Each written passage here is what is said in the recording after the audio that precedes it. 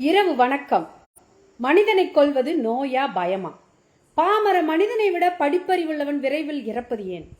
அடுப்பு புகையை பல மடங்கு சுவாசித்த கிழவிகளை விட சிகரெட் போய்த்தவன் பலருக்கு புற்றுநோய் வருவது ஏன்? கள்ள சாராயம் குடித்த கிழவனை விட கலர் சாராயம் குடிக்கும் குமாரர்கள் பலருக்கு கல்லீரல் பாதிப்பு ஏன்? தேல் கொட்டினால் வெறும் வெங்காயத்தை தேய்த்து விட்டு வேலையை தொடர்பவன் எங்கே? எறும்பு கடிக்கு மருத்துவமனைக்கு விரைபவன் எங்கே? நெல் அறுவடை செய்யும் போது விரலை அரிவாளால் வெட்டிவிட்டால் கையில் களிமண்ணை அப்பிக்கொண்டு வேலை பார்ப்பவன் எங்கே? பிளேடு கிழிக்கு ஆண்டிபயாட்டிக் இட்டு கட்டு போடுபவன் எங்கே?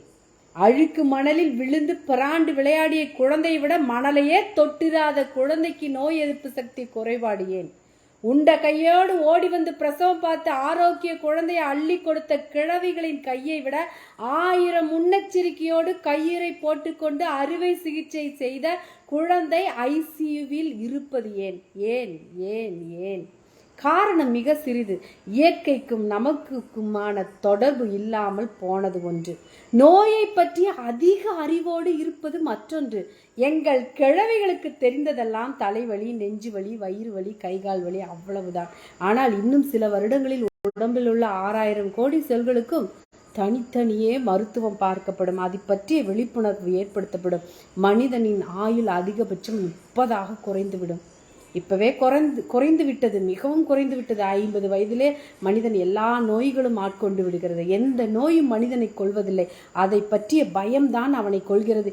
இயற்கை தனது கோட்பாடுகளிலிருந்து ஒருபோதும் மீறுவதில்லை. உடலை அதன் போக்கில் விட்டுவிட்டு உங்கள் வேலையை நீங்கள் பாருங்கள். அது எதற்காக வடிவமைக்கப்பட்டதோ அதை மிக சிறப்பாக செய்யும். என்னை பொறுத்தவரை எவர் ஒருவர் இயற்கையோடு ஒத்து, அதாவது மனமும் உடலும் இணைந்து செயல்படுகிறதோ அவர்களுக்கு நோய்களும் வருவதில்லை. அப்படியே வந்தாலும் ஓரிரு நாட்களில் குணமாகி விடுகிறது. நல்ல மழையில் நனையலாம், பயந்து ஓட வேண்டிய அவசியம் இல்லை. வெயிலை கண்டு அச்சப்பட வேண்டியதில்லை, காற்றை கண்டு பயப்பட வேண்டியதில்லை. குளிரில் சொற்று போட்டு பதுங்க வேண்டாம். சுடுதண்ணீரே குடித்து ஒருபோதும் குளித்து அதையே காண வேண்டாம். சின்ன சின்ன பிரச்சனைகளுக்கெல்லாம் மருத்துவரிடம் ஓட வேண்டாம். இப்படி வாழ்ந்து பாருங்கள், வாழ்வே இனிமையாகும். இயன்றவரை இயற்கையோடு ஒன்று வாழ்ந்தால் நோயின்றி வாழலாம். வாழ்க வளமுடன். நன்றி.